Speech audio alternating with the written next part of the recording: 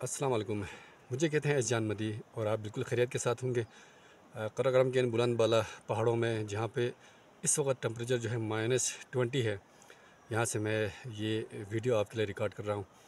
میں اسلامی ویڈیوز کے اوپر ریئیکشن دیتا ہوں اور آج ایک زبردست انٹرسٹنگ ایک ڈیبیٹ ہے، اس کے اوپر میں ریئیکشن دینے جا رہا ہوں. امید ہے آپ پسند کریں گے اور میری ویڈیوز کو لائک کریں گے اور سبسکرائب کریں گے. تصوف نے کیا کیا گل کھلائے ہیں، آپ تو ان کی بیعت کروا رہے ہیں ہم سے. یہ فوائد الفریدیہ، یہ خواجہ غلام فرید صاحب کی کتاب ہے فوائد الفریدیہ. اس کے اندر ایک صاحب آئے اور خواجہ معین الدین سے کہا کہ حضرت مجھے اپنا مرید بنا لیجیے، بیعت کرنے آیا ہوں. اب یہ ان سے یہ پوچھیں کہ کیا یہ مناظرہ ہو رہا ہے؟ مناظرہ نہیں، میں صرف اس کا جواب دے رہا ہوں، مناظرہ نہیں کر. کس طرح کل میں اب آپ دیکھیں میرا ٹائم ضائع کر رہا ہوں، نہیں میرا ٹائم ضائع کرنا. ٹھیک ہے، آپ کی رائے میں لے لیتا ہوں. میں نے ایک لفظ بولا، کل میں اگر اسی طرح کتابیں اٹھا کر لے آؤں آپ لے آئیں، آپ لے آئیں تو نہیں رہے گا نا. مفتی صاحب مجھے اجازت دیں، میں ایک جملہ صرف ایک جملہ. دیکھیے ڈاکٹر صاحب میرا ٹائم سارا برباد کر. ٹھیک ہے، آپ کی رائے آگے اور آپ چپ کر کے بیٹھے. ایک منٹ، میرا خیال ہے میں ایک جملہ اپنی باری میں کر لیں گے تو زیادہ نہیں. میں اس موضوع کے حوالے سے دیکھیں، بات یہ نہیں ہو رہی کہ جن اولیاء کرام یا معروف شخصیات کے حوالے سے بر صغیر میں ایک تصور پایا جاتا ہے وہ سلسلہ کیا ہے کیا نہیں، بات یہ نہیں ہو رہی. بات ہو رہی ہے کہ آیا اسلام میں تصور کوئی ہے تصوف کا یا نہیں ہے.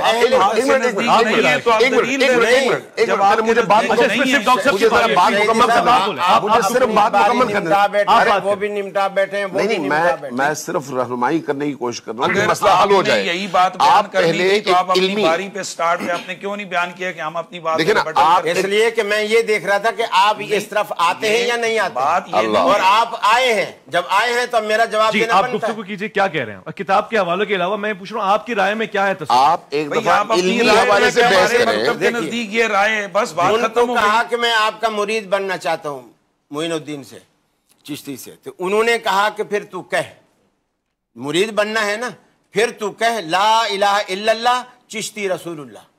پھر تو کہہ لا الہ الا اللہ چشتی رسول اللہ. یہ طریقت نے گل کھلائے ہیں. مجھے بتائیے، نبی مکرم کے کلمے کی جگہ لوگ اپنے کلمے پڑھوا رہے ہیں اور ہم اسے کہہ رہے ہیں کہ یہ دنیا کا مانا ہوا پیر ہے. پھر تو ہمارے اقرار الحسن صاحب صحیح کر رہے ہیں، یہ اس زمانے میں تھے نہیں، ورنہ ان کے پیچھے بھی پڑ جاتے. ٹھیک ہو گیا، ٹھیک. اب مجھے اس کا بھی جواب دینا کہ اصل میں ایک منٹ، دوسری بات دیکھیے. حضرت حمزہ خراسانی، یہ بھی فوائد الفریدیہ کے اندر ہے. حضرت حمزہ خراسانی، اگر یہ بتائیں، اگر آپ کہیں گے وہ بندہ کہ جو دیکھیے میرا سارا ٹائم برباد کر رہے ہیں، یہ بالکل ناانصافی ہو رہی ہے. وہ پڑھنے والا دیکھیں نا، ایک غلط یہ بالکل آپ ناانصافی ہو رہی ہے، غلط میسج آپ کے سامنے. میں آپ کی طرف جی آپ اپنی گفتگو پوری کر لیں تاکہ میں آگے پوری کرنے دیں گے. 3 سے 4 منٹ میں کرنی ہے نا، آپ بسم اللہ تو ہاں. تو ابھی میرے سارے ٹائم انہوں نے کاٹ دیا. نہیں، آپ آخری 1 منٹ ہے آپ کے پاس، کریں. حضرت حمزہ خراسانی کے کانوں میں دمبے کی آواز آئی، جی جیسے دمبا بولتا ہے، دمبے کی آواز آئی تو فرمایا لبیک جل شانہ، اور لبیک جل شانہ. اب وجد یہ کہتے ہی فوراً وجد میں آ گئے. اب جو بنی اسرائیل تھی، موسیٰ علیہ السلام پیچھے بھائی کو چھوڑ کر کوہ طور پر گئے تھے، وہاں انہوں نے ایک بچڑا بنایا اور اس میں سے آواز آنے لگی. سارے کے سارے اس کی پوجا میں گر گئے، اور ان کو تو ہم کہیں یہودی ہیں. اور یہ جو دمبے کی آواز سن کر کہے یہ جل شانہ کی آواز ہے. یہ کس وجہ سے؟ اس تصوف والے عقیدے گندے کی وجہ سے کہ ہر چیز کے اندر اللہ ہے، وہی بول رہا ہے، وہی دیکھ رہا ہے، وہی سب کچھ کر رہا ہے، ہر چیز کے اندر وہ ہے. چلیں آگے بڑھتے ہیں جی اختتام میں. پھر امام جعفر صادق پر بھی رحمہ اللہ پر الزام لگایا اسی کتاب میں فوائد الفریدیہ کے اندر، اور ان پر بھی الزام لگایا کہ وہ اسی طرح کے ہیں. صفحہ نمبر 72 کے اوپر. پھر صفحہ نمبر 72 کے اوپر آگے لکھتے ہیں، حضرت فضیل بن عباس نے فرمایا میں عرش، کرسی، لوح، قلم ہوں. عرش، کرسی، لوح، قلم ہوں میں. پھر میں جبریل، میکائیل، اسرافیل، اسرائیل ہوں. میں ہی موسیٰ اور عیسیٰ ہوں، اور میں ہی محمد ہوں صلی اللہ علیہ وسلم. اور انہوں نے یہ بھی فرمایا کہ تم ایسی ولایت میں ہو جہاں امر بالمعروف اور نہی انل منکر نہیں ہو گیا ڈاکٹر صاحب گفتگو ہو گیا. اب میں اس پہ آگے بڑھاتا ہوں. میں ایک مختصر بات کروں. آج ہمارا موضوع یہ نہیں تھا.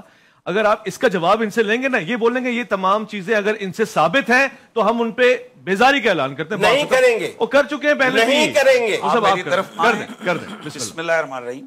پہلی بات لیکن مجھے 4 منٹ نہیں دیا آپ نے جی. پہلی بات یہ ہے جو 2 منٹ دیے اس پہ بھی انہوں نے 2 منٹ لے لیے, 1 منٹ شہیدی صاحب نے لے لیا. آپ نے انوالو کیا تھا شہیدی صاحب کو کہ آپ دیکھیں. میں نے تو کہا آپ دیکھتے رہیں تاکہ میں کوئی غلطی نہ. ٹھیک ہو گیا. ویسے ہمارا موضوع تصوف ہے, اس کو آپ ذرا بیان. میں نے تصوف سے باہر کوئی بات نہیں کی. یہ سارا تصوف ہے, یہ سارا کام تصوف کا ہے. بات یہ ہے کہ جس طرح سے یہ قاری خلیل صاحب نے نیشنل ٹی وی پہ یہ بحث چھیڑی ہے, یہ ہمارے ٹاپک سے ہٹ کر ہے. اگر ان میں اتنی جرات دیانت تھی تو جب ان کا اپنا نمبر تھا اس پر یہ چیزیں اٹھاتے, ہم ان کو ریبٹل کرتے, پتہ چلتا کہ یہ کیا بات ہے اور کیا نہیں. ہم کہہ رہے ہیں کہ تصوف شریعت کے جو احکام اور اعمال ہیں اس کی تکمیل حسن نیت کے ساتھ, اس کو تصوف اور طریقت کہتے ہیں. اب جو چیز بھی شریعت سے ہٹ کر ہوگی وہ آج خود تصوف سے خارج ہو جائے گی. ان تمام چیزوں کو کنڈیم کرتے ہیں. اب دیکھیں, آپ رکیں اویس بھائی, ہم ہماری بات پوری کریں گے. میں نے کہا تھا کہ اس بات کو کتاب میں نہ چھیڑیں. میں کر رہا ہوں. آپ کتاب نہ کھولنے دیں. بات یہ کہ جو شخص لا الہ الا اللہ چشتی رسول اللہ پڑھے, وہ کوئی بھی شخص ہو, ایسا شخص دائرہ اسلام سے خارج. واضح ہو گیا. آگے میری بات کو پوری سنیں. جی. جو شخص کسی کو پڑھوائے ایسا شخص بھی دائرہ اسلام سے خارج ہے. جو شخص یہ بحث ہی نہیں تھی. میری بات سنیں, ہمارے محبوب نے الجھایا ہے. اب ایسا بات میری پوری سنیں. جس کتاب کا انہوں نے حوالہ دیا, ظلم کی انتہا ہے. یہاں اربوں لوگ ہیں, کروڑوں اربوں لوگ ہیں جو تصوف کو ماننے والے ہیں. یہ ایک محدود سا طبقہ جو تصوف کے خلاف اپنا نظریہ رکھتا ہے, وہ اپنے طبقے کے حوالے سے ان کو رہنمائی کر دیں, جو ہمارا نشریات کا مقصد ہے کہ بھئی تم نہ جاؤ. جو تصوف کو ماننے والے ہیں یہ ان کا کام ہے کہ وہ اس کی وضاحت کریں کہ ہمارا کیا یہ نظریہ ہے. ہمارے اعلیٰ حضرت فاضل بریلوی نے اس حوالے سے واضح طور پر فتاوی رضویہ شریف میں لکھا ہے کہ کوئی بھی شخص اگر وہ کسی پیغمبر حتیٰ کہ کسی معنی کے طور پر بھی کسی کے لیے کہہ دے ایسا شخص دائرہ اسلام سے خارج ہے. یہ جن کتابوں کا حوالہ دے رہے ہیں, پہلی بات یہ کتابیں ہی ان بزرگوں کے ساتھ غلط منسوب ہے, اور اس پر پچھلے اتنے عرصے سے ہم رو رہے ہیں. اور آپ کے جو جیلم کے محبوب ہیں وہ انہی تو بوگس چیزوں پر ان کی بنیاد کھڑی ہے. اب مسئلہ یہ ہے کہ اس قسم کی جو باتیں یہ ہمارے متھے لگا رہے ہیں, کیا ہم ان کو آن کرتے ہیں؟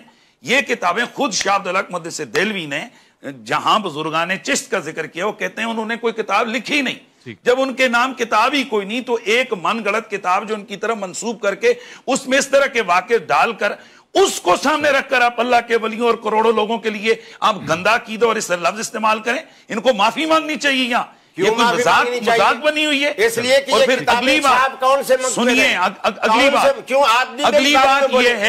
اگلی بات یہ ہے چھاپ رہے ہیں ان کتابوں کو جو آپ کی نہیں ہے, یہ وہی جو بھی کیا مطلب میں سوال پوچھوں گا, یہ سوال پوچھوں گا, مجھے موقع دیں گا. اپنی میں بات کو مکمل کر رہا ہوں.